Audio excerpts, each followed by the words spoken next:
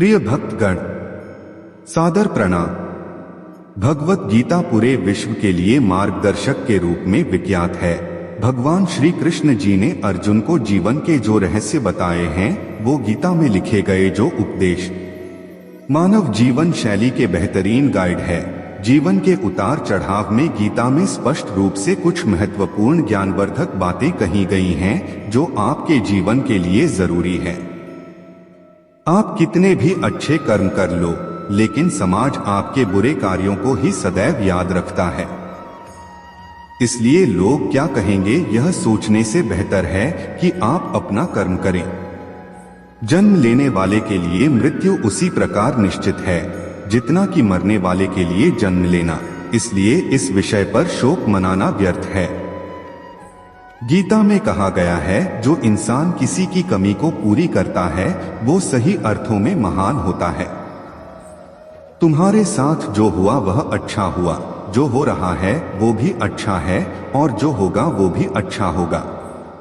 गीता के अनुसार जिंदगी में हम कितने सही हैं और कितने गलत हैं, यह केवल दो लोग जानते हैं, एक परमात्मा और दूसरी हमारी अंतरात्मा। जीवन का आनंद ना तो भूतकाल में है और ना भविष्य काल में, बल्कि जीवन तो बस वर्तमान को जीने में है। जब तक शरीर है तब तक कमजोरियां तो रहेगी ही, इसलिए कमजोरियों की चिंता छोड़ो और जो सही कर्म है उस पर अपना ध्यान लगा। अर्जुन, तुम भला क्यों रोते हो? तुमने जो खोया, क्या वह तुमने पैदा किया था? आज जो तुम्हारा है वह कल किसी और का होगा, क्योंकि परिवर्तन ही संसार का नियम है। किसी का अच्छा ना कर सको तो बुरा भी मत करना, क्योंकि दुनिया कमजोर है लेकिन दुनिया बनाने वाला नहीं। यदि कोई व्यक्ति विश्वास के साथ इच्छित वस्तु को लेकर नित्य चिंतन करता है तो वह जो चाहे वह बन सकता है। सच्चा धर्म यह है कि जिन बातों को इंसान अपने लिए अच्छा नहीं समझता उन्हें दूसरों के लिए भी प्रयोग ना करे।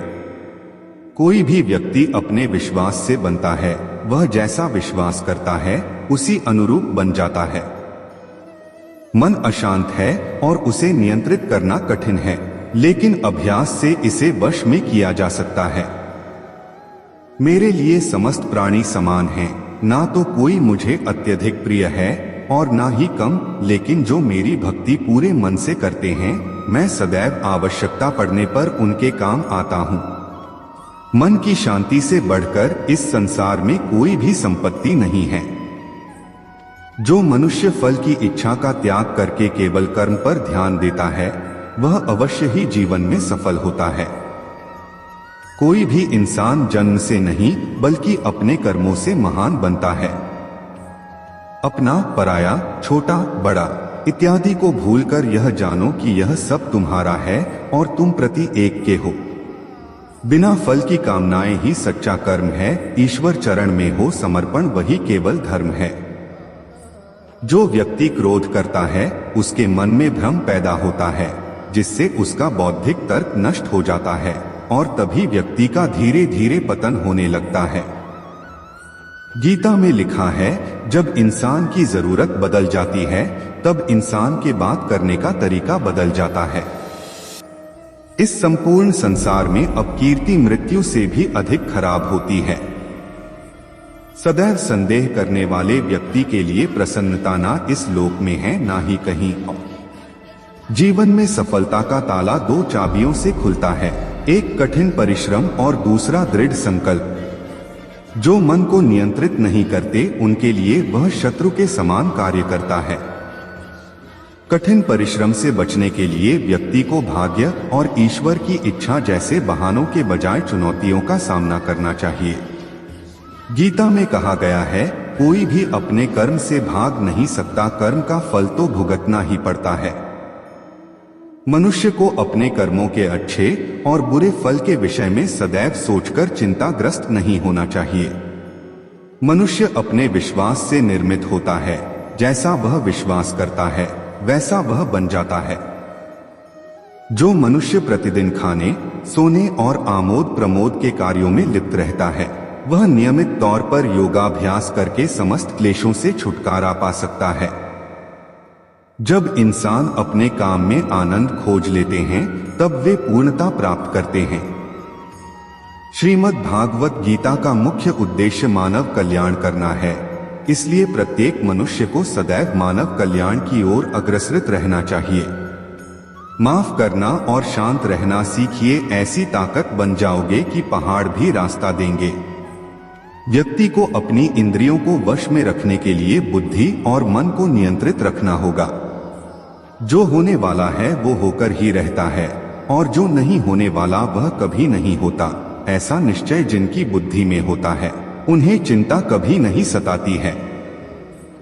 किसी भी व्यक्ति को ना तो समय से पहले और ना ही भाग्य से अधिक कुछ मिलता है, लेकिन उसे सदैव पाने के लिए प्रयत्नशील रहना चाहिए। इंसान हमेशा अपने भाग्य को कोसता है, यह जानते हुए भी कि भाग्य से भी ऊंचा उसका कर्म है, जिसके स्वयं के हाथों में है। व्यक्ति को आत्मज्ञान के माध्यम से संदेह रूपी अज्ञानता को समाप्त करना चाहिए। मैं उन्हें ज्ञान देता हूं जो सदा मुझसे जुड़े रहते हैं और जो मुझसे प्रेम करते हैं। सत्य कभी दावा नहीं करता कि मैं सत्य हूं, लेकिन झूठ हमेशा दावा करता है कि सिर्फ मैं ही सत्य हूं। परिवर्तन संसार का नियम है। समय के साथ संसार में हर चीज परिवर्तन के नियम का पालन करती है। हालांकि मैं भूत, भविष्य और वर्तमान काल के तीनों जीवों को जानता हूं, लेकिन मुझे वास्तव में कोई नहीं जानता है। संयम, सदाचार, स्नेह एवं सेवा ये गुण सत्संग के बिना नहीं आते। मनुष्य जिस रूप में ईश्वर को याद करता है, ईश्वर भी उसे उसी रूप में दर्शन देते हैं। अपने कर्तव्य का पालन करना ही प्रकृति द्वारा निर्धारित किया हुआ हो, वह कोई पास नहीं है। सज्जन व्यक्तियों को सदैव अच्छा व्यवहार करना चाहिए, क्योंकि इन्हीं के पद चिन्हों पर सामान्य व्यक्ति अपने रास्ते चुनता है। बुद्धिमान को अपनी चेतना को एकजुट करना चाहिए और फल के लिए इच्छा छोड़ देनी चाहिए। मनुष्य जिस रूप में ईश्वर को याद करता है, ईश्वर भी उसे उसी रूप में दर्शन देते हैं। अपने कर्तव्य का पालन करना ही प्रकृति द्वारा निर्धारित किया हुआ हो, वह कोई पास नहीं है।